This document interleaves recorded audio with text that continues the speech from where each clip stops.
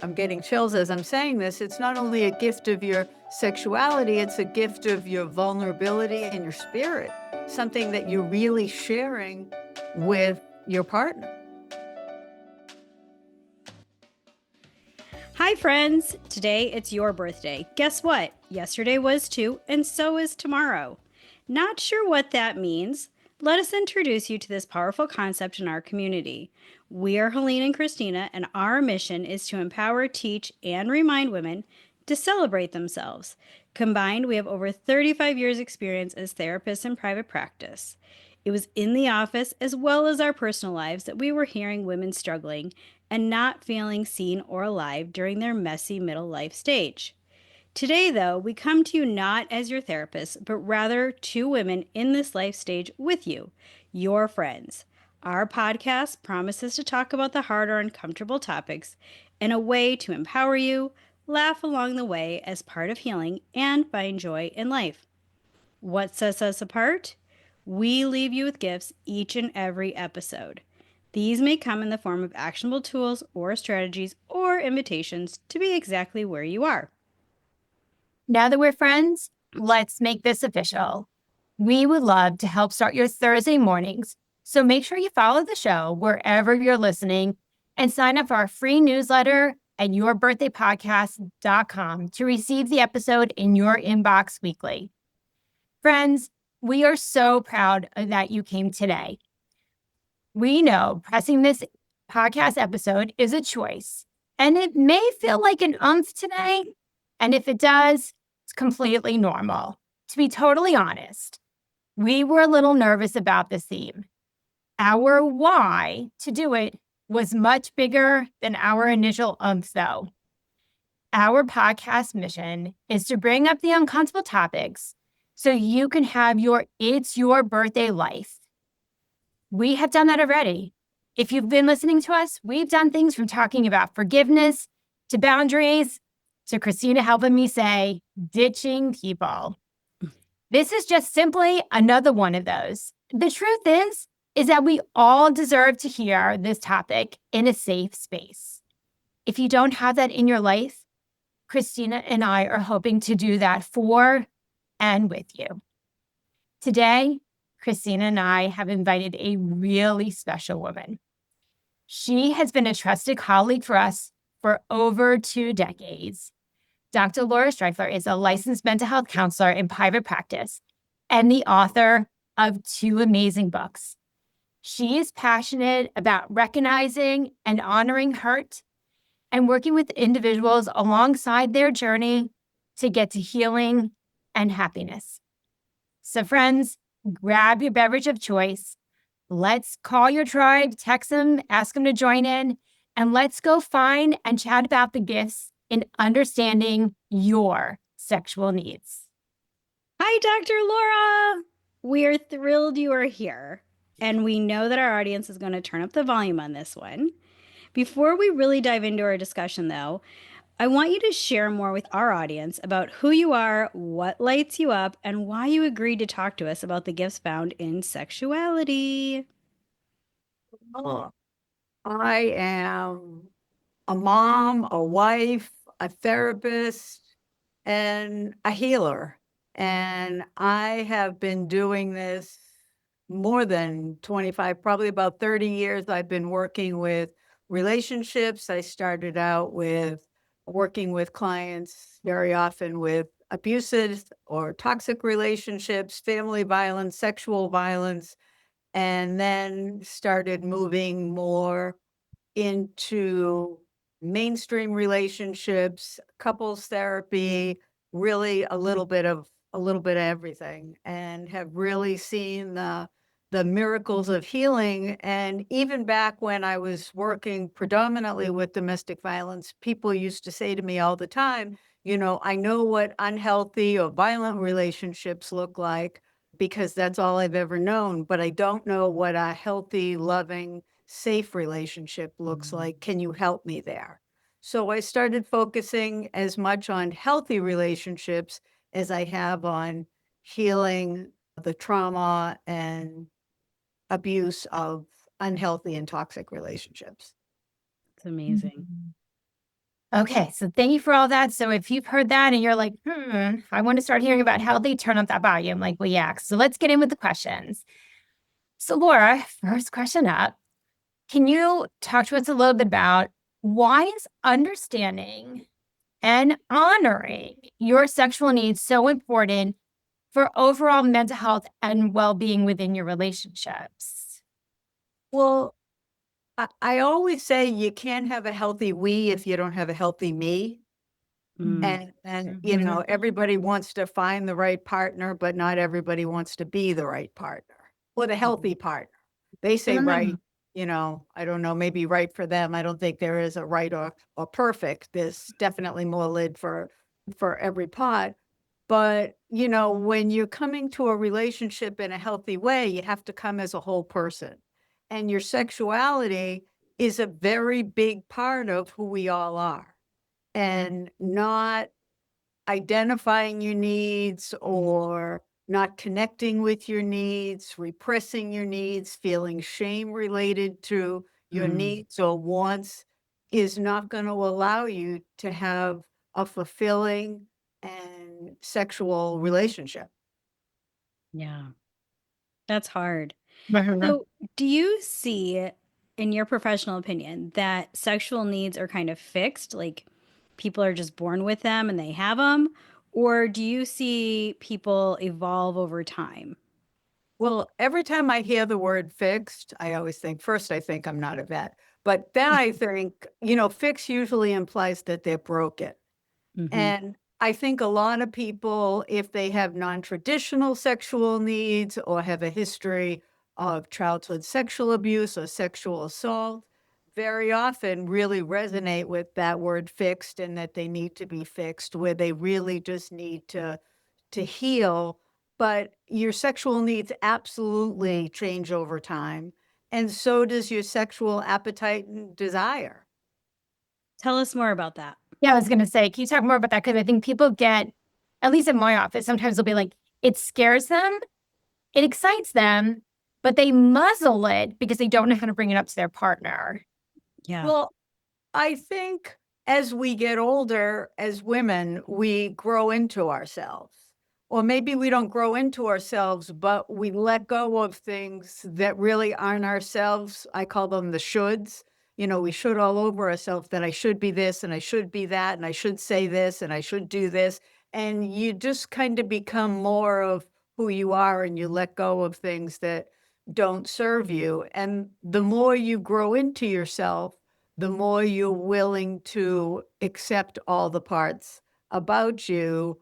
And in some ways, when you're younger, you're really more women that you're it's more how do I wanna say that? A lot of young women, I hear them talk about, you know, really having sex, they wanna please their partner, but they're not focusing as much on pleasing themselves. It's more about keeping another partner keeping their partner satisfied or being sexual, and their sexuality is more connected to having a man, or a woman be attracted to them than what they're experiencing from their sexuality. But as we grow older, in many cases, sexuality becomes more a gift to ourselves and start to enjoy sex, not just for our partners, but for ourselves.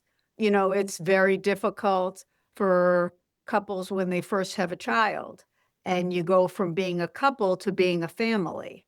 And all the energy that went into the relationship now is going into the baby or babies, if there's more than Mhm. one, you know, sleep deprivation, stress, you know, all those things aren't going to affect your sexuality, but they're going to affect your sex drive and your sexual appetite and your energy level.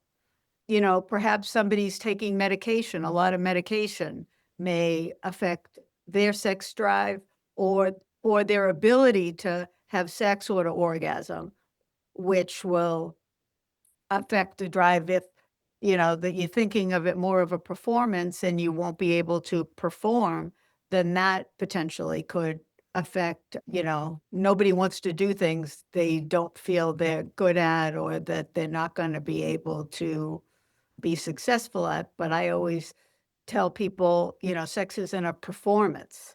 It's more of an interaction and a vulnerability. If it's a performance, then there's a problem right there. That because I do think people get so focused on it being a performance. And when you're performing, it's like you're getting graded and you're so afraid to make a mistake that you honestly will fuck it up. Pun Well, and intended. especially people that have had partners that have had affairs in the past, or that if they've had affairs, it's the fact they want to be better or sexier than the partner before, or the partner that they think that they may be cheating on. It becomes more of a contest than a connected sharing. And that affects, you know, in a loving, committed, healthy relationship, one of the most sexual things you can experience is vulnerability. Mm-hmm. And if you're having a performance and not a connection, that's going to affect the level of satisfaction and interaction. And I think a lot of times, and I love what you're saying, because really it's an invitation and a reminder for what Christine and I talk about, and I'm sure you do too, Dr. Laura, in the office, is that if it's a performance, if you look at it that way, you're not connected to your body. So you have to really get out of your headspace and be open to feeling, experiencing, receiving. And Christine and I last month did a challenge on confidence. Like if you have confidence that you are deserving, if you have confidence that you are also a participant within the experience, you could be more open to receiving rather than delivering. Mm-hmm. But, not because but implies, that you're saying no to everything that came before. So I agree with everything you just said, Helene, but in addition to that, in order to receive, you have to be vulnerable. Yes. And, especially with people that have trauma histories and sexual trauma histories, letting go of that control and allowing somebody really in can be very scary. And it's a gift. And it's not only a gift, I'm getting chills as I'm saying this, it's not only a gift of your sexuality, it's a gift of your vulnerability and your spirit, something that you're really sharing with your partner. And it's an honor, not just to be let in to the body, but into the soul and spirit. Yeah. Right. It's connecting to that part of you that may have been either lost or hurt through that past trauma that you're regifting, like igniting that part that it can still be alive, even though it was badly hurt at one point. Correct. Mm-hmm. Mm-hmm. Okay, this kind of leads into what role, this is a big one, I think. What role can shame or guilt, and that might be culturally, it might be religiously rooted, play in expressing one's sexual needs? Like, what role can it have? And then do you have any tips of challenging what was given to you if it doesn't necessarily align with where you were at? It might have been like coming beforehand from generation or from things you were taught. And what can they do with that if that's blocking them? When you said that, Helene, the first thing I thought of, it makes you want to roll over, kind of like roll over and play dead. Right. Most Which is Is it? always like, how many actually, memes are there about that of women doing that? I tell you, it's like right. Of You women know, acting like I'm sleeping. Like that's a right. huge one that we're taught culturally. But I also think, especially as we get older, and you see it a lot more with younger women and men, but I think one of the societal myths is that, it's only men that want sex, and that if you're married, it's the wifely duty and it's what you do.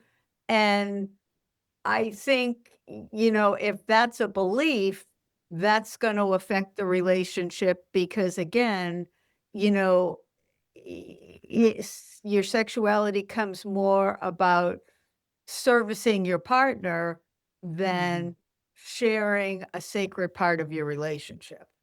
Mm. I think I've worked with a lot of people that are very religious and that have very religious how do I want to say this?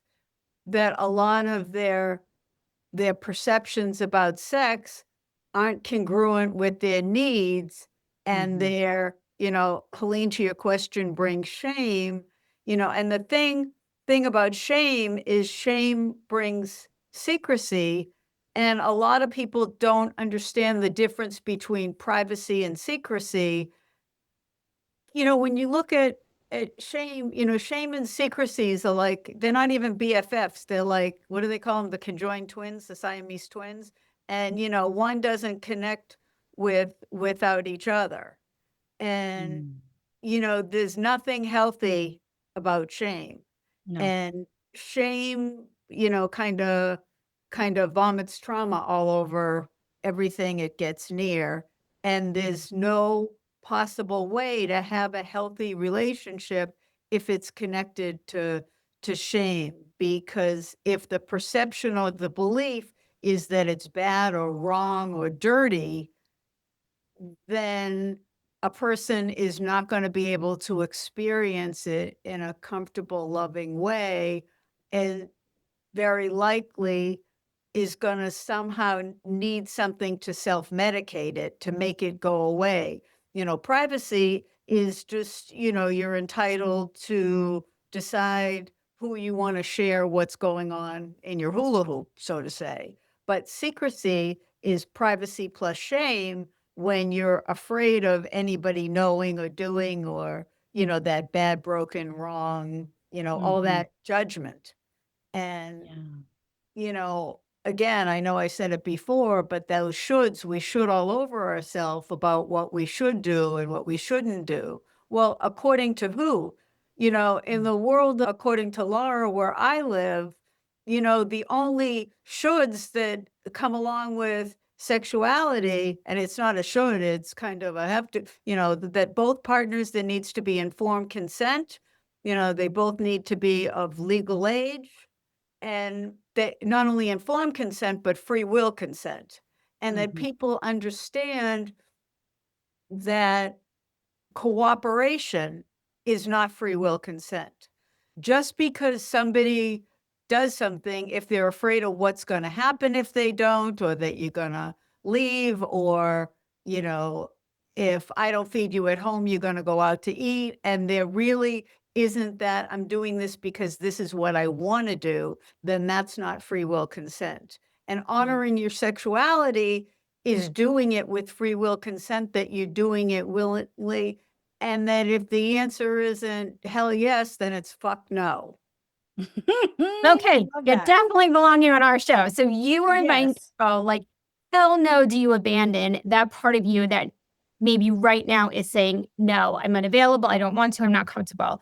You don't abandon that voice. It can lead to a fuck yeah, but right now, if it's a hell no, it's a hell no for both. Correct. Because sexual abuse in a relationship is more common than we realize.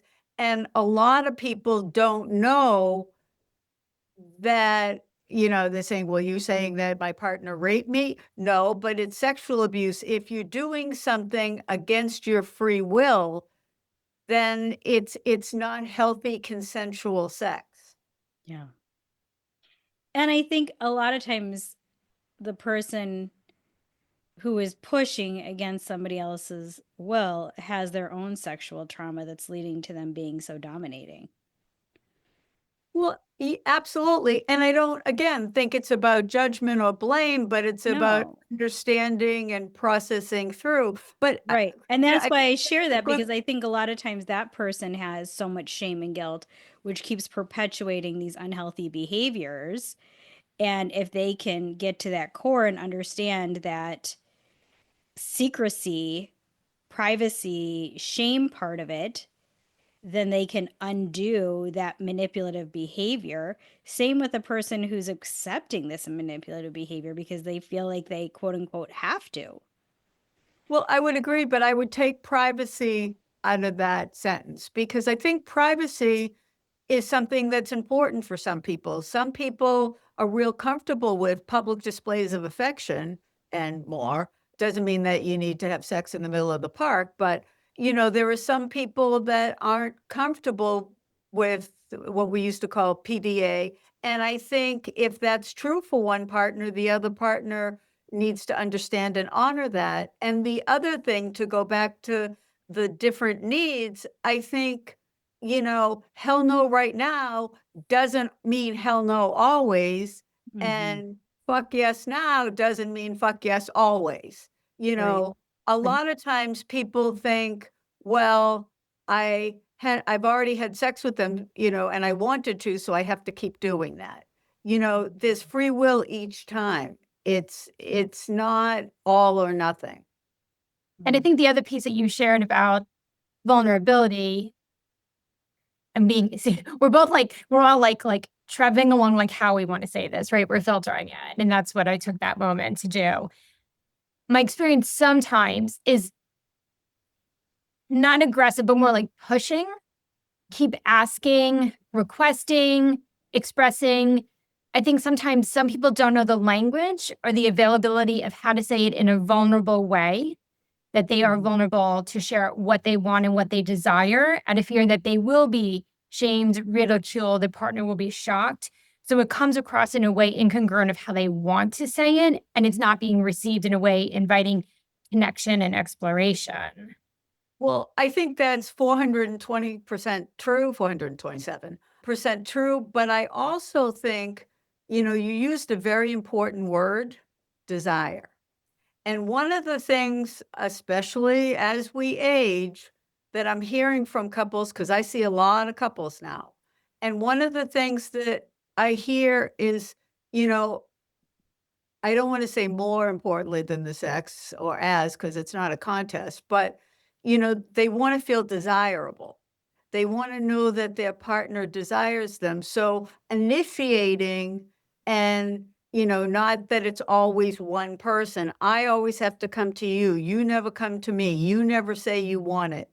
And that feeling of being desired is very sexy and very validating. And, even after all this time, I still choose you. I still want you. I still think you're hot. That's very important in a relationship. And, I think as we talk about sexuality, it's just like, kids a lot of times, will have, and now young kids, they're having not only oral, but anal sex because they still want to be a virgin. And as long as I don't have vaginal sex, then I'm still a virgin. When we talk about myths, well, I don't know. I guess if you play on words, maybe it's not a myth, but that's a very common belief, and that sexuality has to just do with intercourse, but it doesn't. And foreplay doesn't only happen in the bedroom, it happens in the morning when you're having coffee together and you're chatting and you're saying nice things and, you're connecting and you're being loving. All that is connected. Yeah. If you ever listen to, there was a podcast episode with Glennon Doyle and Abby Warbeck and Vanessa and Xander, who have a podcast together, Pillow Talk, whereas talking with them. And Abby said exactly that to Glennon. Like, when you bring me coffee in the morning is when sex starts for me. And Glennon was like, what? And it was just that whole idea of like, you notice me, you nurture me, you come to me. She goes, that's where it starts. And I share that with couples, and they kind of look at me at first, but sex doesn't begin when you get into the bedroom. And, foreplay isn't, 2.5 minutes long, that it's like, okay, we've warmed up now. That's, it's everything. Just like when we talked about the mind, body, spirit, your sexuality, everything connecting, it's the whole picture. It's not just looking at one little snapshot.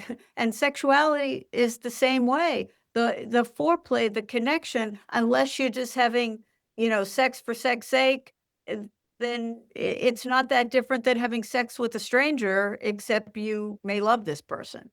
Yeah. So that leads me perfectly into our next question. How does somebody communicate their needs to a partner without the fear and shame? My first thought when you said that was, if you can't do it without the fear and shame, then you do it with the fear and shame. You just kind of suck it up, buttercup, and you know, if the relationship is that important, then, you feel the fear and you do it anyway.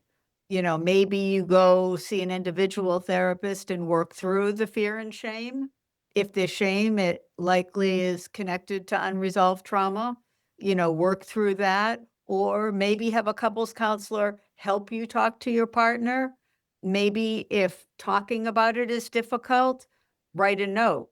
I know, everyone wants to text and email and everything technology. If you don't want it on a computer, then write a note or sit at breakfast. Find a time that you're not having sex to talk about it. And say, you know what? I love you. I feel like we're not where I want us to be. This is really uncomfortable for me. I'm going to struggle through this. Please be gentle with me, but we need to talk about some things.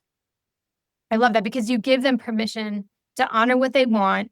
They invite the person into the conversation. And it doesn't have to be like a crisis situation. Like you're putting a disclaimer. Like you're saying, this is hard and I'm going to do it anyways. And if you can do this with me, it will make it easier. So that right there invites the connection. I mean, that's beautiful, that language. That's a true gift. Mm-hmm. And it's saying, I love you enough that I'm willing to be uncomfortable. That, I want this and I'm willing to go out of my comfort zone for me, for you, for us. And the truth is, we don't grow when we're comfortable. Mm-hmm. Right. So it's a conscious choice to take care of you. It's again, not Take care of you, letting. to communicate, and the truth is, what you think and feel, but, I see in a lot of relationships, especially with older couples, sex is something you have, but it's not something you talk about. And, they don't know what their partner likes. And you think, that you may be so unknowing or so, a lot of people describe themselves as vanilla or innocent. Not by innocent, I mean not really knowing a lot of what's out there or what their partner wants. But the truth is, a lot of partners don't know a whole lot more. So having that connection and talking together, you may be surprised how similar you both are. Yeah. Never assume. Yeah. And that goes back to the gift of communicating, putting your wants and needs out there, and sometimes by modeling it, your partner then feels safe because you started the conversation. Well, and communication is critical because the longer people are together and the stronger they feel about things, they believe their partner becomes psychic and is a mind reader. And again, there's that word that I can't stand, should. Well, you should know. If you love me, you should know. Like after all this time, I can't believe you don't know. But loving someone doesn't make you psychic. Right. And like we talked about in the beginning, people evolve. So what they might have known about you in the beginning of your marriage has changed, and they don't know because you have rightfully evolved. And guess what? So have they. And you want to make sure that you're growing together and not apart, and not communicating and recognizing the evolution is likely to make you grow apart. Because the truth is, I see a lot of women who are getting into midlife and feel like they've been nurturing and caretaking and doing, and really are going in their own direction saying, it's my turn now. And they believe the only way they can have a turn is to be on their own and do what they want. They only know, they feel like they either can be in a relationship where they're doing and caretaking, or they have to be completely on their own. They don't know that they can be interdependent and do things on their own and be connected to their partner at the same time. And that's the healthiest relationship at all. But relationships tend to polarize that if you're not paying attention. I think that right there, friends, is one of the greatest gifts you're going to get out of this episode. That was phenomenal. Laura, can you say that again about the interconnectedness? Well, I think a lot of times, people either feel dependent or that they're caretaking and nurturing or, being the one that does everything. It's like not only the mom to the children, but to the partner and, the CEO of the household. And if they don't do it, it's not going to get done. And even if their partner does it, they check it. It's like they become almost like the teacher with the red pen, which sometimes may not be the healthiest behavior either. And then because they've been doing that and they're so exhausted and the kids are getting older and maybe perimenopause or menopause is starting and things are changing and they're like, okay, it's my turn now. I've done this. Now you're on your own. I'm on my own. And it's going to be all about me now. I'm in the phase where it's all about me, but all about me can be very lonely. Really healthy is it's about you and it's about me and it's about us, interdependence. Yeah. And I think when people are starting to feel the way, because I've also had that experience too, and sometimes it will show up in older couples where, let's say the husband comes in, this is much more traditional roles with like maybe couples in their 60s and 70s. And the woman maybe say, you're on your own for dinner. Like I've been cooking for 40 something years. I am done. It's not happening anymore. It's like an absolute. And he's like blown away, perhaps. Like, I didn't know she felt this way. This wasn't going on. We can do that. But I wish I would have known. And I think if you're wanting and you're inside, like fighting for wanting that interdependence, if you're in a healthy relationship and you perhaps recognize that you have done some of the training or some of the behavior modeling of how things are going in your household, and it doesn't work for you anymore in the healthiest way, or with like a therapist like Laura offer, that could be a really great space to do it. It's allowing your partners to know how you're feeling and changes might be coming. And they might be open to doing it with you or supporting you, but you have to invite them to even know how you're doing. Because like Laura shared and Christina and I have in past episodes, no one can read your mind, and not muzzling your voice and giving it what it's feeling on the inside invites it's your birthday day and letting other people know what they need and how they can support you. You have to give them the chance to show up. Well, and absolutely, Helene. And I know that life isn't fair, and there are a lot of things about it that's not fair. But one of the things that I tell clients is it's not fair to not communicate, because what we see with a lot of women is, they're fed up. And I say, you change the rules because, yes, you've been cooking for 45 years and, you never told him that's a problem. And now all of a sudden you don't want to do it and you're stopping. And it's like, okay, now you have to cook for yourself. And you didn't communicate that. You can change the rules, but you can't change them and not communicate. Yeah. That's key. So whether it's not cooking or what if it's someone who feels liberated, right? We're going to be starting to talk about more about like perimenopause and menopause. And I do find like women start feeling liberated, even though sexuality can be uncomfortable as they're noticing differences within their body, but they want to feel more liberated and alive.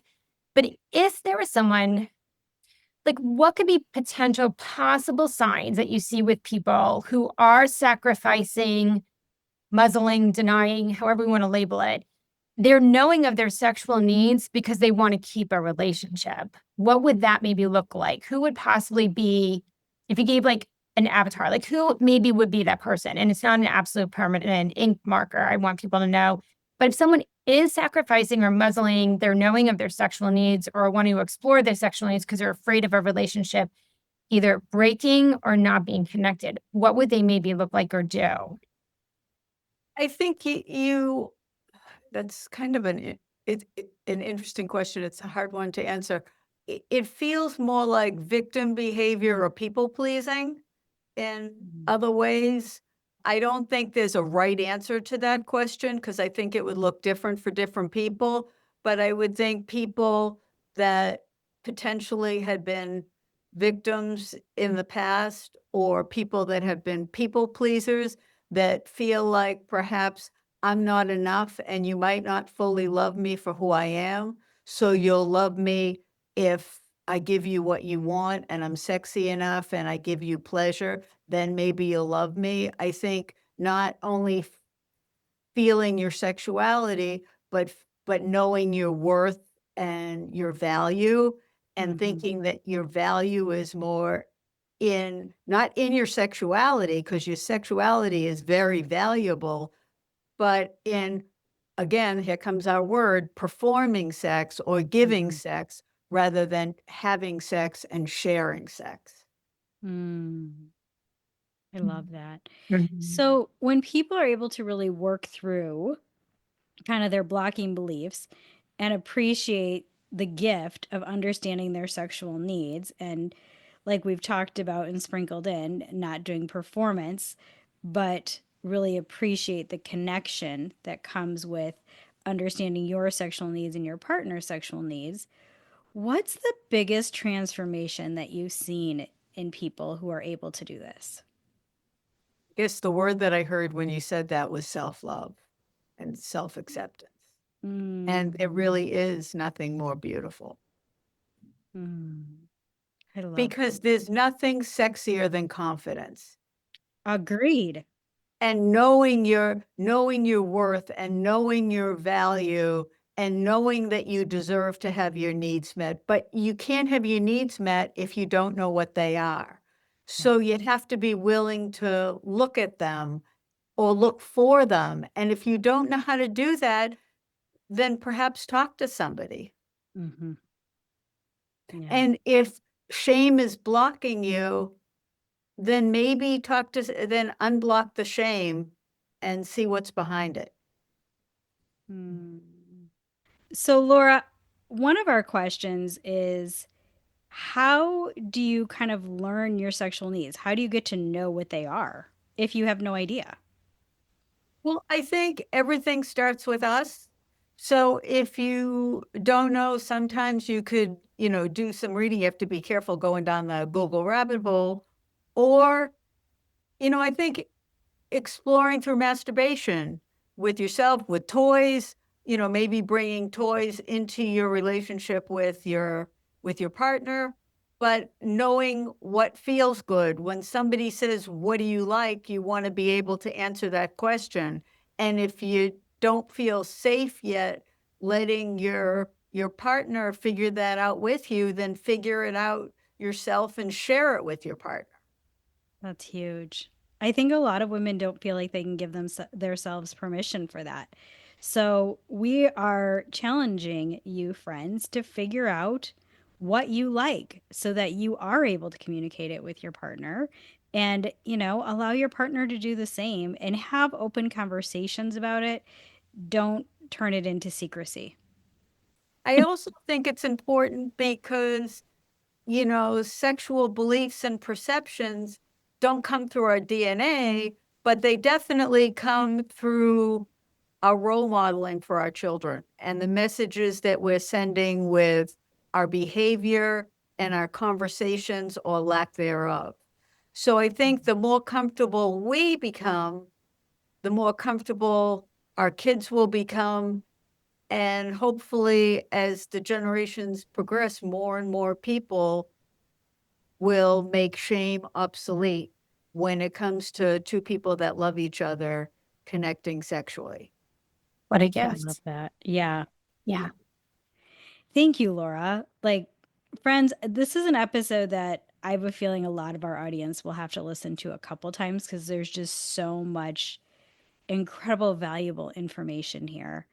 And like we've touched on, talked about, as women, we have been told culturally, religiously, or otherwise what sex is supposed to be for us, and being able to unravel that shit and work through and appreciate the intimacy and beauty that comes with understanding your sexual needs is really incredible.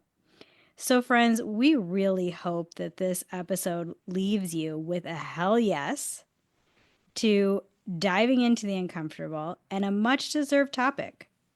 We want you to walk away feeling more alive, validated, and honoring and knowing your sexual needs and desires, which will allow you to open up to your partner and maybe even allow them to open up to you. So, Laura, thank you so much for hanging out with us today, giving us your wisdom, and navigating us through this conversation. Before we go, please tell our audience where they can find you and how they can connect with you. You can find me on drlauracounseling.com. You can connect with me via email, via text, via phone call, or if you're in town, stop by my office.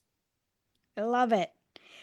Helene and I, friends, would be so grateful if you share this episode and leave us a positive review wherever you listen, and hang out with us on social media during the week. Catch our Monday gifts from the couch.